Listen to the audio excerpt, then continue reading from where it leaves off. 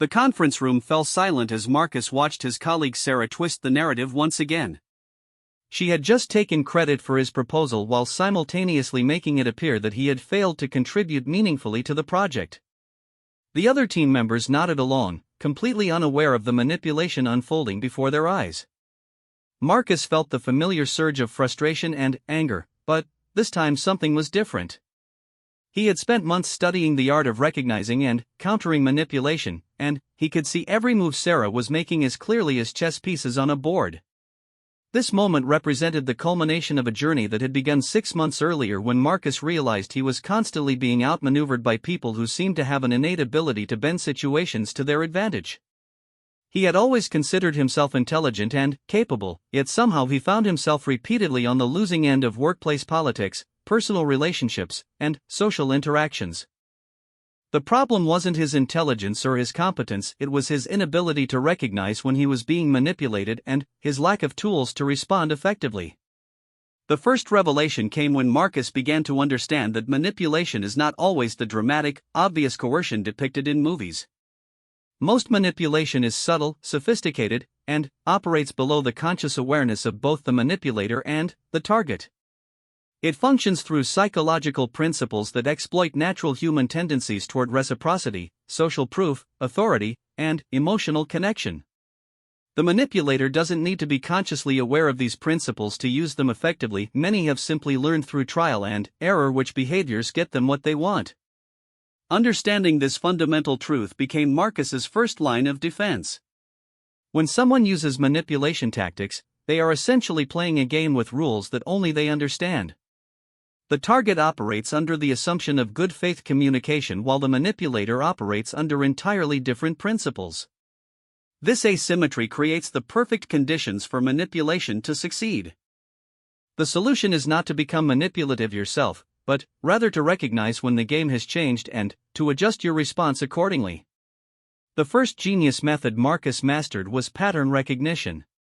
Every manipulator, regardless of their level of sophistication, operates from a limited playbook of tactics. They may vary the specific implementation, but the underlying patterns remain consistent. Marcus learned to identify these patterns by paying attention to certain key indicators that appeared consistently across different manipulative interactions. The most reliable indicator was emotional inconsistency. Manipulators frequently shifted between different emotional states depending on what served their purposes in the moment. They might be charming and agreeable when they needed something, cold and dismissive when challenged, and victimized when confronted.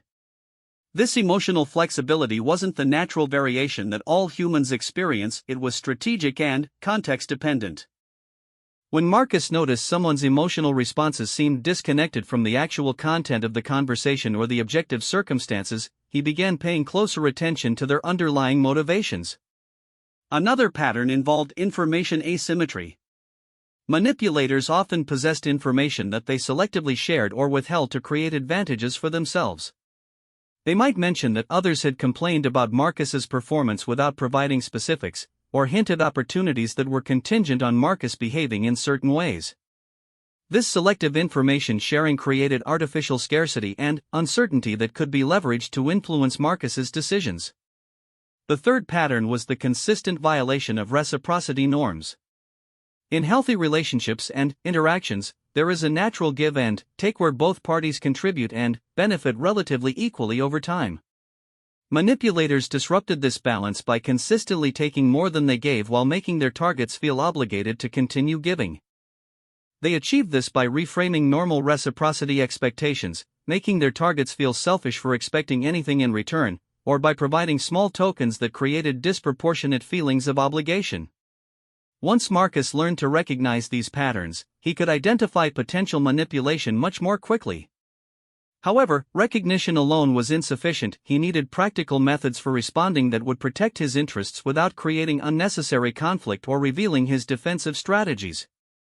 The second genius method involved information control and strategic ambiguity.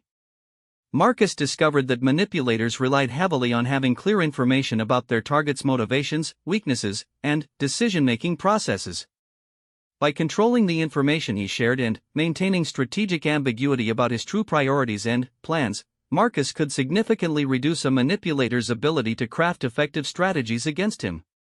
This didn't mean becoming secretive or dishonest in normal interactions. Instead, it meant being more thoughtful about what information he shared with whom and when.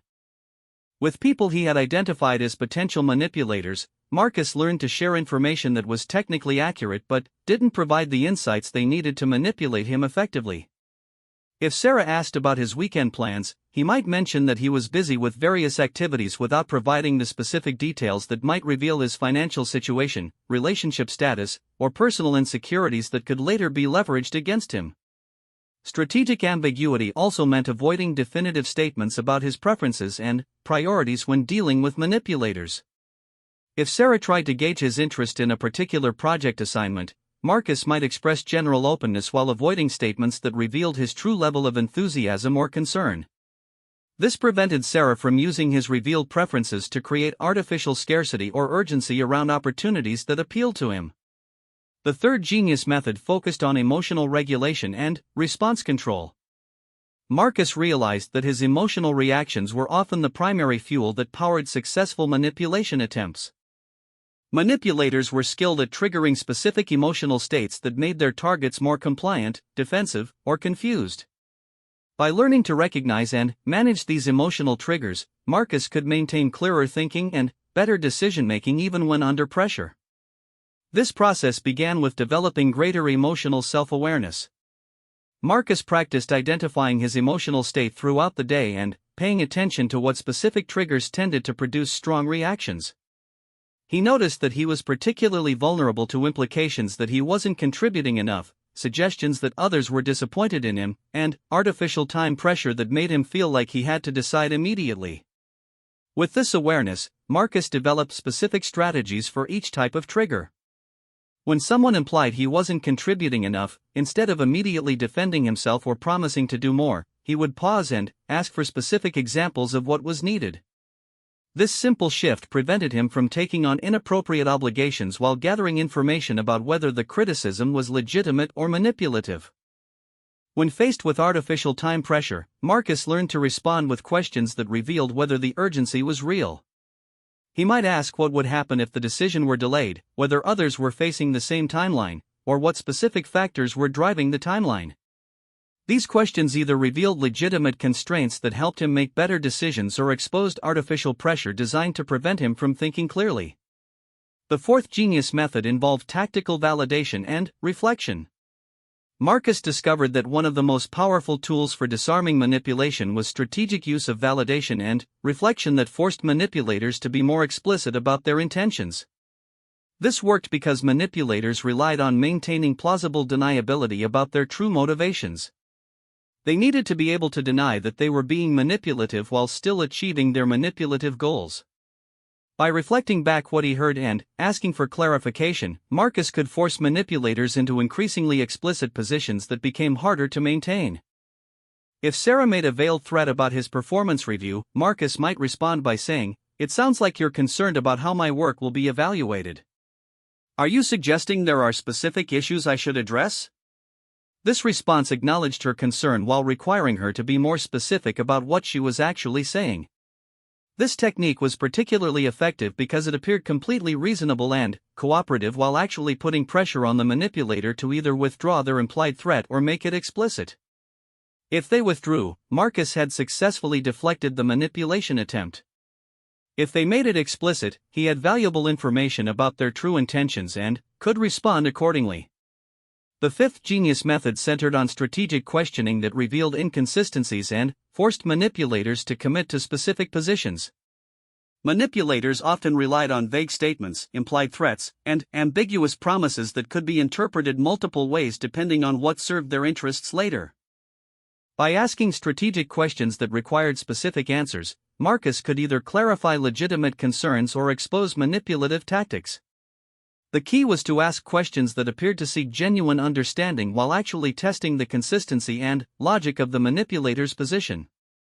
If Sarah claimed that everyone was concerned about Marcus's approach to a project, Marcus might ask who specifically had expressed concerns and what exactly they had said.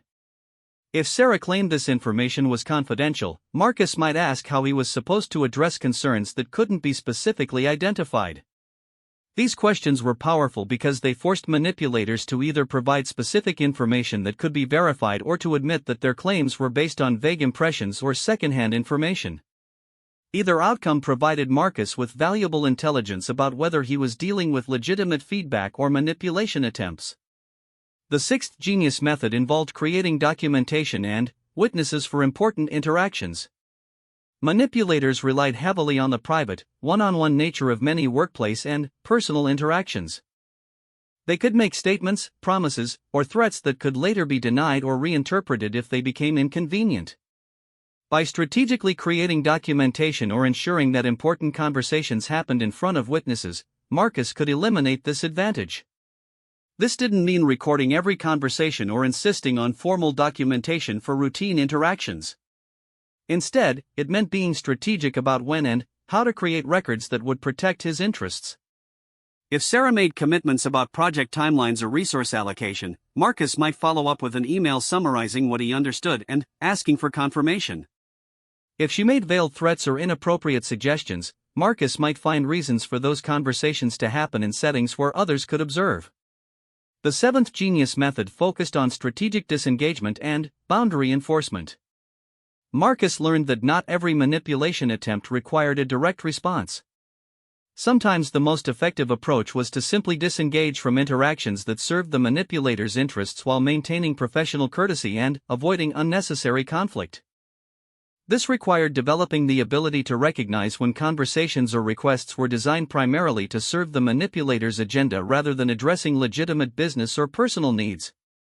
When Sarah requested meetings that seemed designed to waste his time or extract information without providing value in return, Marcus learned to politely decline or suggest alternative approaches that better served mutual interests. Boundary enforcement meant being willing to say no to requests that were inappropriate or one-sided, even when those requests were framed in ways that made refusal seem unreasonable. If Sarah asked Marcus to work overtime to compensate for her poor planning, he might acknowledge the difficulty of the situation while declining to sacrifice his time to solve problems that weren't his responsibility. As Marcus implemented these 7 methods, he noticed a remarkable transformation in his interactions with manipulative people.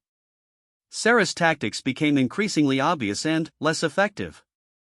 Other colleagues began to notice inconsistencies in her behavior that they had previously overlooked. Most importantly, Marcus found that he was no longer constantly second-guessing himself or feeling like he was always one step behind in workplace politics. The key insight that emerged from this experience was that defending against manipulation wasn't about becoming manipulative himself or engaging in adversarial relationships with everyone. Instead, it was about developing clearer thinking, better boundaries, and more effective communication skills that served him well in all of his relationships, not just the difficult ones. This foundation of defensive capabilities created the groundwork for the next phase of Marcus's development, the active work of eliminating the internal weaknesses that made manipulation possible in the first place. Because while external defensive techniques were valuable, Marcus realized that truly becoming unshakable required addressing the internal vulnerabilities that manipulators exploited. This meant confronting the weak aspects of himself that sought approval, avoided conflict, and prioritized being liked over being respected. The journey from victim to master required not just learning to recognize and counter external manipulation, but fundamentally transforming the internal landscape that made such manipulation possible. This transformation would prove to be the most challenging and rewarding aspect of Marcus's development, requiring him to destroy comfortable illusions about himself and build something stronger in their place. The real work began when Marcus realized that all of his external defensive techniques, while effective, were essentially sophisticated forms of damage control. He could protect himself from manipulation, but he was still operating from a fundamentally defensive position. True freedom from manipulation required eliminating the internal vulnerabilities that made him a target in the first place. This meant identifying and systematically destroying the aspects of his personality and thinking patterns that created opportunities for others to exploit him. The first weakness Marcus identified was his deep-seated need for approval from others. This need manifested in countless small ways throughout his daily interactions. He would modify his opinions based on what he thought others wanted to hear, avoid expressing preferences that might create conflict, and consistently prioritize being liked over being respected.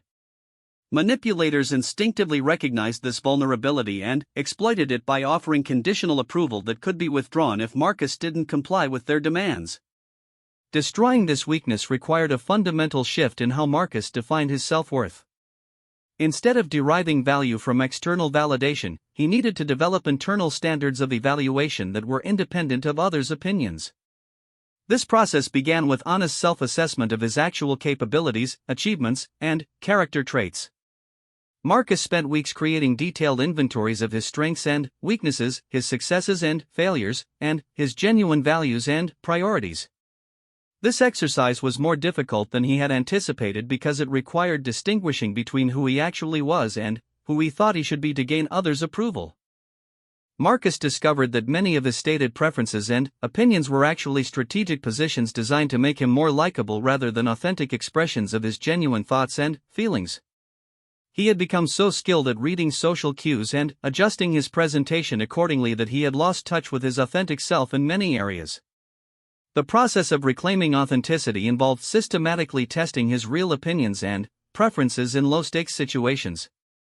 Marcus began expressing genuine preferences about restaurants, movies, and weekend activities instead of deferring to others or choosing options he thought would be most popular.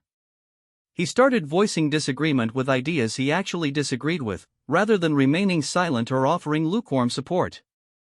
Initially, this felt uncomfortable and risky. Marcus had spent years believing that expressing authentic preferences would make him less likable and create unnecessary conflict. What he discovered instead was that authenticity actually made his relationships more meaningful and attracted people who appreciated him for who he actually was rather than for his ability to be agreeable. More importantly, as Marcus became less dependent on external approval, manipulators lost one of their primary tools for influencing his behavior. Sarah's subtle implications of disappointment or hints about others' opinions became irrelevant because Marcus was no longer emotionally invested in maintaining universal approval. This shift in his internal landscape made him significantly more difficult to manipulate while also making his life more satisfying and less stressful. The second major weakness Marcus addressed was his tendency toward conflict avoidance. He had learned early in life that avoiding conflict was often the path of least resistance, and he had developed sophisticated strategies for preventing, minimizing, or deflecting disagreements. While this approach sometimes prevented unnecessary drama, it also meant that Marcus rarely advocated effectively for his own interests or challenged inappropriate behavior from others. Manipulators exploited this weakness by framing their demands in ways that made resistance seem like unnecessary conflict creation. They would present unreasonable requests as reasonable accommodations, frame boundary enforcement as selfishness, or suggest that questioning their behavior was divisive or unfair. Marcus's conflict avoidance meant that he often chose compliance over confrontation, even when the requests were clearly inappropriate. Destroying this weakness required reframing Marcus's understanding of conflict itself. Instead of viewing conflict as inherently negative and to be avoided at all costs, Marcus learned to see appropriate conflict as necessary for maintaining healthy relationships and protecting his interests. He began distinguishing between productive conflict that addressed real issues and addressed legitimate concerns, and destructive conflict that was primarily about ego, power, or manipulation. This reframing process involved studying examples of people who handled conflict effectively, individuals who could stand firm on important issues while remaining respectful and constructive in their approach. Marcus noticed that these people didn't avoid conflict, but they were strategic about which battles were worth fighting and how to fight them effectively. Marcus began practicing small acts of appropriate conflict in low-stakes situations. He challenged incorrect information in meetings when he had expertise in the area. He pushed back on unreasonable deadlines when they would require him to sacrifice quality or work-life balance unnecessarily. He questioned decisions that didn't make logical sense instead of assuming that others had information he lacked.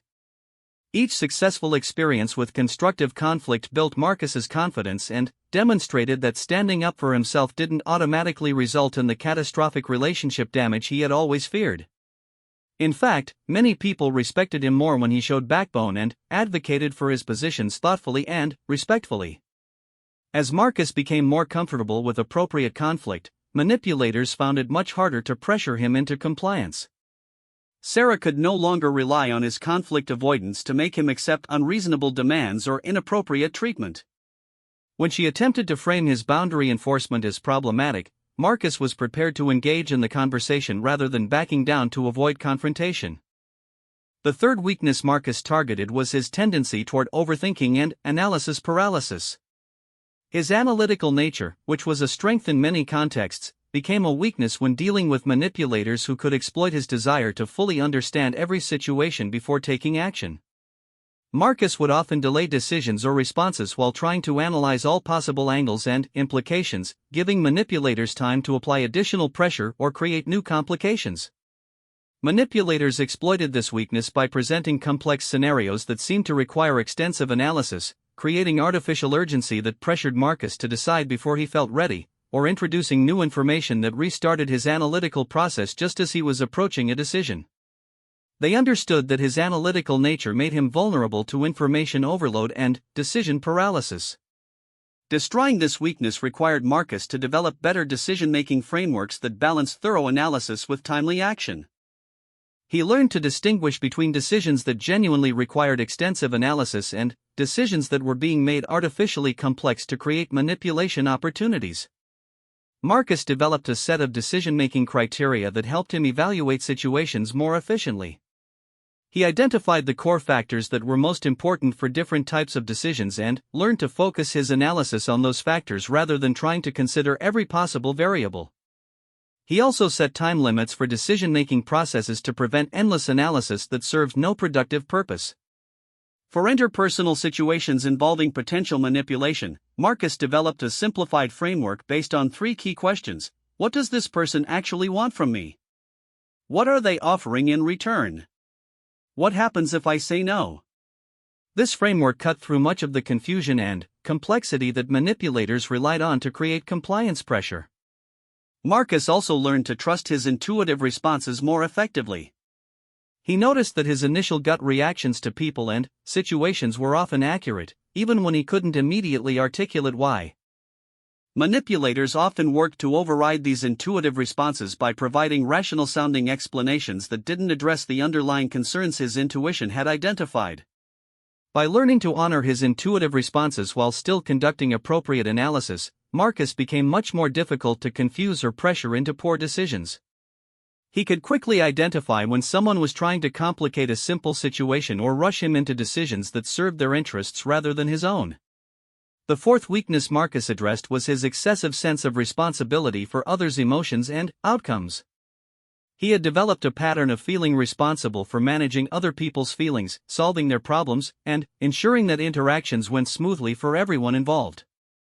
While this conscientiousness was admirable in many contexts, it became a vulnerability when dealing with manipulators who could exploit his sense of responsibility to make him feel obligated to meet their needs at the expense of his own. Manipulators exploited this weakness by expressing disappointment, frustration, or distress in ways that made Marcus feel responsible for fixing their emotional state or solving their problems. They would frame their requests as urgent needs rather than preferences, present their problems as crises that required his intervention, or suggest that his failure to help them would cause significant negative consequences. Sarah was particularly skilled at this approach. She would express stress about deadlines, concern about project outcomes, or frustration with other team members in ways that made Marcus feel obligated to offer additional assistance or take on extra responsibilities. She understood that his desire to be helpful and his discomfort with others' distress made him vulnerable to requests that were presented as urgent needs rather than personal preferences. Destroying this weakness required Marcus to develop clearer boundaries around his responsibility for others' outcomes and emotions. He learned to distinguish between situations where his help was genuinely needed and appropriate, and situations where others were attempting to transfer responsibility for their problems onto him. This process involved recognizing several important principles. First, other people's emotions were their responsibility to manage, not his responsibility to fix. While he could be supportive and empathetic, he wasn't obligated to modify his behavior to manage others' emotional states. Second, other people's poor planning, lack of skills, or bad decisions didn't automatically create obligations for him to solve their resulting problems. Marcus practiced responding to others' expressed distress with empathy rather than automatic problem solving. Instead of immediately offering to help when Sarah expressed stress about a project, Marcus might acknowledge her difficulty while asking what resources she had already considered or what support she had requested from appropriate channels. This shift from automatic helping to thoughtful evaluation allowed Marcus to provide assistance when it was genuinely appropriate while avoiding the trap of becoming responsible for solving problems that others should handle themselves. It also made him less attractive as a target for manipulation because manipulators prefer people who automatically assume responsibility for fixing their problems. The fifth weakness Marcus eliminated was his tendency toward people-pleasing and accommodation. This manifested as a default assumption that others' needs and preferences should take priority over his own, particularly in ambiguous situations where it wasn't clear whose interests should prevail. Marcus had learned to see accommodation as a virtue and assertiveness as potentially selfish, creating a bias toward giving others what they wanted even when it wasn't in his best interests. Manipulators exploited this weakness by framing their requests as reasonable accommodations that any considerate person would provide. They would present their preferences as needs, their desires as urgent requirements, or their convenience as important considerations that justified Marcus sacrificing his own time, resources, or preferences. Destroying this weakness required Marcus to develop a more balanced approach to interpersonal accommodation that considered his own needs and interests as equally valid to others. This didn't mean becoming selfish or inconsiderate, but rather developing the ability to evaluate requests based on fairness and mutual benefit rather than automatically defaulting to accommodation. Marcus learned to evaluate accommodation requests using several criteria. Was the request reasonable and within normal relationship expectations? What was he being asked to sacrifice, and was that sacrifice proportionate to the benefit the other person would receive? Was the person making the request someone who would reciprocate similar accommodation when he needed it? This evaluation process helped Marcus distinguish between reasonable requests for accommodation that were part of normal relationship dynamics and unreasonable requests that were designed to establish patterns of one-sided giving that could be exploited over time. As Marcus implemented these internal changes, he noticed that his entire social and professional environment began to shift. People who had previously seen him as an easy target for unreasonable requests began to approach him differently. Some relationships became more balanced and mutually respectful, while others faded away as people who were primarily interested in what they could extract from him found him less useful for their purposes. The most significant change was in Marcus's own sense of confidence and self-respect. By eliminating the internal weaknesses that had made him vulnerable to manipulation, he had become genuinely stronger rather than simply better defended.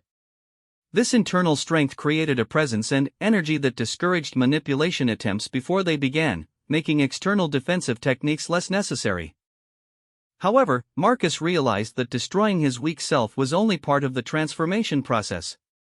The space left by eliminated weaknesses needed to be filled with positive qualities that would not only make him invulnerable to manipulation but would also make him more effective and successful in pursuing his own goals. The final phase of his development involved building the strong self that would replace the weak one he had systematically dismantled. The transformation from victim to master required more than simply eliminating weaknesses. It demanded the cultivation of positive qualities that would make Marcus not just resistant to manipulation, but actively successful in achieving his own goals while maintaining ethical integrity. This final phase involved building what Marcus came to understand as the unshakable self, a persona grounded in authentic strength, clear values, and strategic thinking that made him virtually immune to external manipulation while enhancing his effectiveness in all areas of life. The foundation of this unshakable self was the development of uncompromising personal standards. Marcus realized that much of his previous vulnerability had stemmed from flexible standards that could be negotiated or compromised based on social pressure or temporary circumstances. Manipulators had exploited this flexibility by gradually shifting his boundaries or creating situations where maintaining his standards seemed unreasonable or costly. Building uncompromising standards required Marcus to identify his core values and translate them into specific, measurable behaviors that he would maintain regardless of external pressure.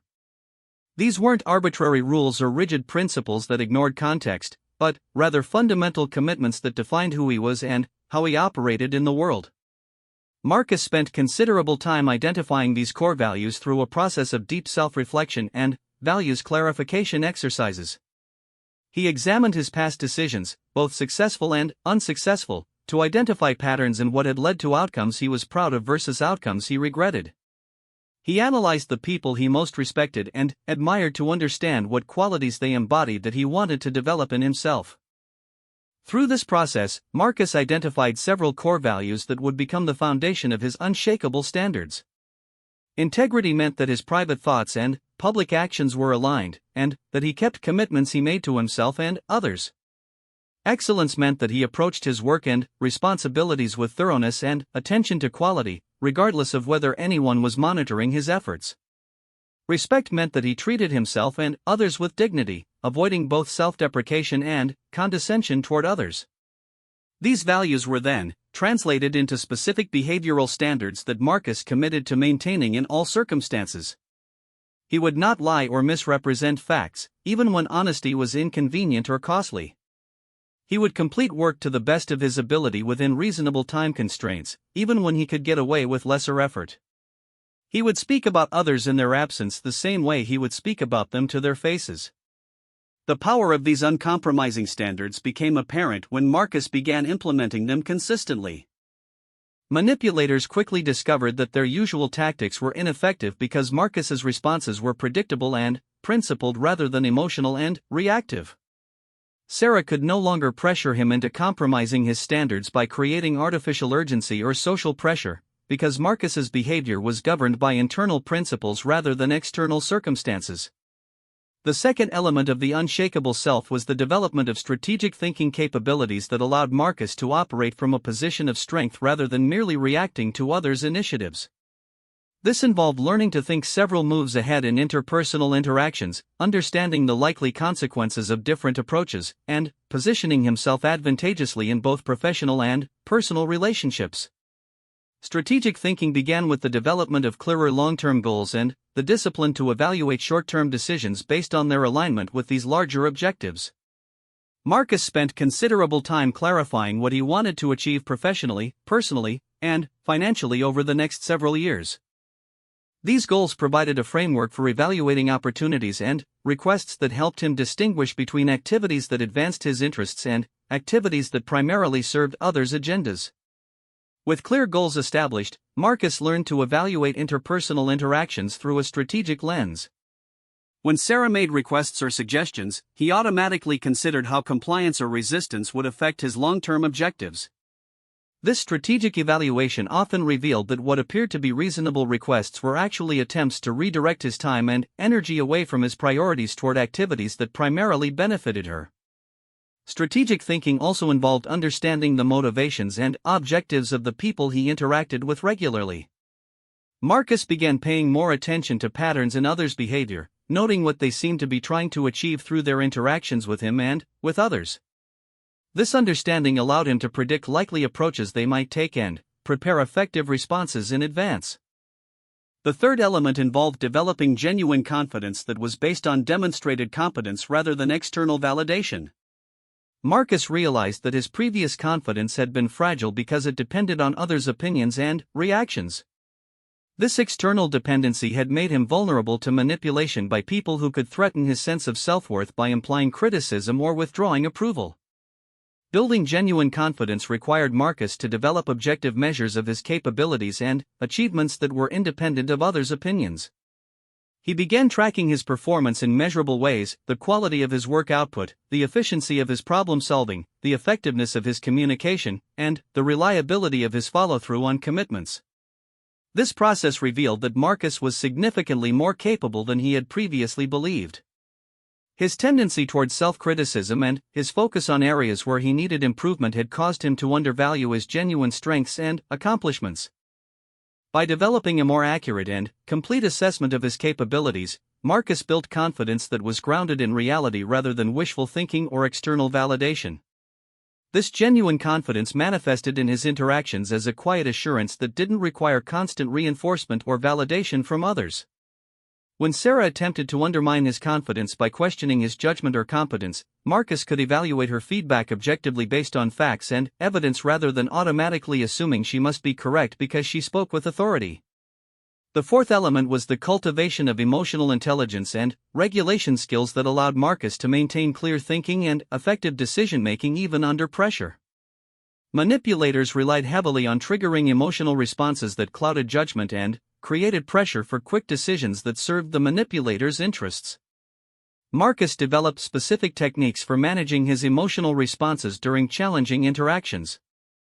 He learned to recognize the physical sensations that accompanied different emotional states and practiced techniques for maintaining physiological calm even when dealing with difficult people or situations. Deep breathing, grounding techniques, and brief mental pauses became automatic responses that helped him maintain emotional equilibrium. More importantly, Marcus learned to separate his emotional responses from his decision-making processes. He could acknowledge feeling frustrated, angry, or pressured without allowing those feelings to drive his actions.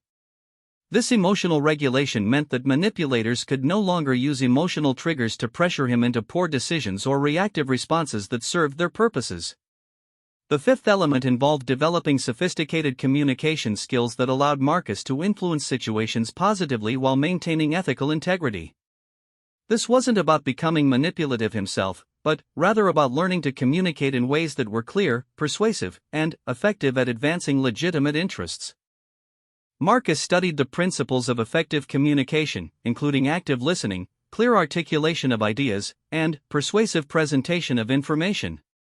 He learned to frame his positions in ways that highlighted mutual benefits and addressed others' concerns while still advancing his own objectives. He developed skills in asking strategic questions that revealed information and guided conversations toward productive outcomes. These communication skills allowed Marcus to take more active control of his interactions rather than simply responding to others' initiatives. When Sarah attempted to manipulate situations, Marcus could redirect conversations toward more productive topics, ask questions that revealed her true motivations, or present alternative approaches that better served everyone's legitimate interests. The sixth element was the development of a strong support network of relationships based on mutual respect and reciprocity. Marcus realized that much of his previous vulnerability had stemmed from social isolation that made him overly dependent on individual relationships, even when those relationships were unhealthy or one-sided. Building a strong support network required Marcus to invest time and energy in relationships with people who shared his values and who were capable of genuine reciprocity. He began seeking out colleagues, friends, and mentors who demonstrated integrity, competence, and mutual respect in their interactions with others. This network provided multiple benefits for Marcus's development. It gave him alternative perspectives on difficult situations and helped him reality test his perceptions when dealing with potential manipulation. It provided emotional support during challenging periods that reduced his dependency on approval from manipulative individuals. Most importantly, it demonstrated that healthy, mutually beneficial relationships were possible and normal, which helped him maintain higher standards for all of his interpersonal interactions. The seventh and final element was the cultivation of a long-term perspective that prioritized sustainable success over short-term convenience or approval. Marcus learned to evaluate decisions and opportunities based on their long-term consequences rather than their immediate emotional appeal or social pressure. This long-term perspective helped Marcus resist manipulation attempts that relied on short-term thinking. When Sarah created artificial urgency or pressure for immediate decisions, Marcus could step back and consider the long-term implications of different choices. Often, what appeared urgent in the moment proved to be less critical when evaluated from a longer-term perspective. The long-term perspective also helped Marcus make investments in his own development that paid dividends over time. He prioritized learning opportunities, skill development, and relationship building that enhanced his capabilities and options, even when these activities required short-term sacrifice or didn't provide immediate recognition. As Marcus integrated these 7 elements into a coherent approach to life and relationships, he experienced a transformation that went far beyond simply becoming resistant to manipulation. He became genuinely more effective, more confident, and more satisfied with his professional and personal outcomes. The energy he had previously spent defending against manipulation was redirected toward pursuing positive goals and building meaningful relationships.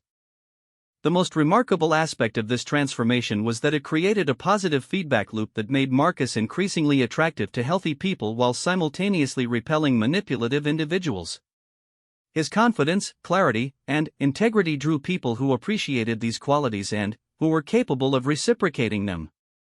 At the same time, manipulators found him uninteresting as a target because he was no longer vulnerable to their tactics and because interactions with him didn't provide the emotional satisfaction they sought from their manipulation.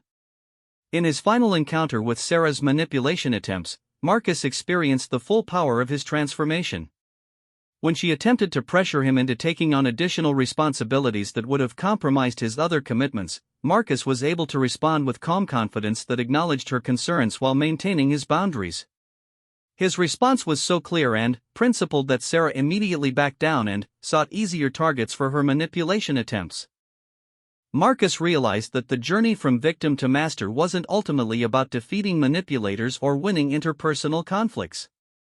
It was about becoming the kind of person who naturally commanded respect, attracted healthy relationships, and achieved meaningful goals through ethical means.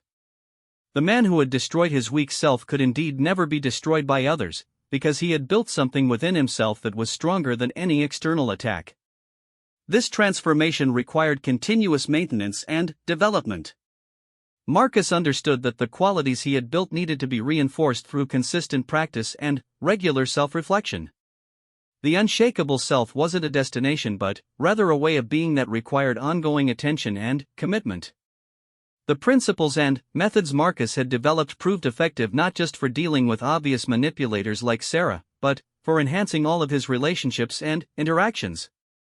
By approaching life from a position of strength, clarity, and integrity, he found that most interpersonal challenges became much more manageable, and opportunities for mutual benefit became much more apparent. The ultimate insight from Marcus's journey was that true protection from manipulation came not from external defenses or clever tactics, but from internal transformation that eliminated the vulnerabilities that made manipulation possible. By destroying his weak self and building an unshakable replacement, Marcus had achieved something far more valuable than immunity from manipulation. He had achieved the kind of authentic strength and integrity that made life itself more meaningful and satisfying. The path from victim to master was available to anyone willing to undertake the difficult work of honest self-assessment, systematic weakness elimination, and deliberate strength building.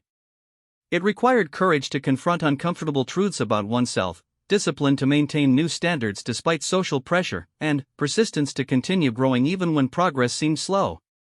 But, for those who completed the journey, the rewards extended far beyond protection from manipulation to encompass genuine empowerment, authentic relationships, and sustainable success in all areas of life.